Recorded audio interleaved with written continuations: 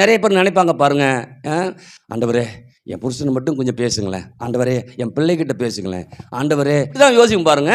அங்க ஆண்டவர் மனைவி கிட்ட பேசல, பிள்ளைகிட்ட பேசல. ஈசாக்கு பஞ்ச நேரத்துல யார்கிட்ட தான் பேசுறாரு? யார்கிட்ட பேசுமோ அவர்கிட்ட தான் பேசுறாரு.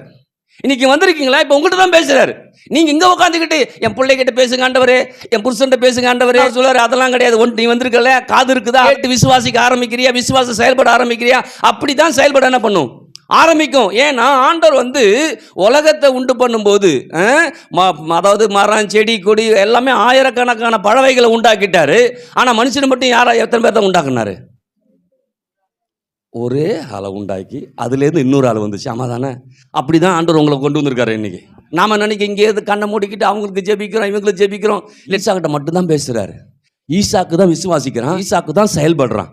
இங்கே அவங்கள பற்றி இந்த அதிகாரத்தில் குறிப்பிடப்படவே மனைவியை பற்றியோ பிள்ளைகளை பற்றியோ குறிப்பிடப்பட. ஏன்னா இவன் விசுவாசத்தில் ஒரு செயலை செய்யும் போது அந்த விசுவாசத்தை காண்கிற தேவன், விசுவாசத்தை துவக்கிற தேவன், விசுவாசம் செயல்படுத்துகிற தேவன், அவன் செய்கிற எல்லா காரியத்தையும் என்ன பண்ற? ஆசீர்வதிக்க போதுமான தேவன் என்ன பண்றார்?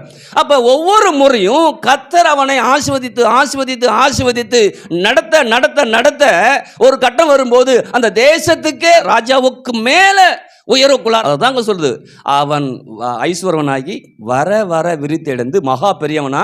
அப்ப தேசத்துல ஒரு ஆள் தான் பெரிய ஆளா இருந்தாங்க, அபிமெலேக்கா இருந்தான்.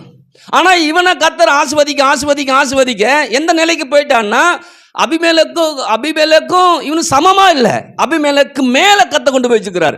அப்ப நீங்கள் உயர எழும்பணுமா, உங்க வாழ்க்கையை சீர்படுத்தணுமா, உங்க குடும்பத்தை சீர்படுத்தணுமா, கர்த்தருடைய வார்த்தையை நம்பி நீங்க ஜீவிக்கணும், அந்த விசுவாசத்தில் செயல்பட ஆரம்பிக்கணும். அதான் நீங்க பாத்தீங்கன்னா தெரியும், அந்த அபிமெலேக்கு ராஜா பயந்துடுறான். பயந்துட்டு அவன் வரான் உடன்படிக்கை பண்றதுக்கு.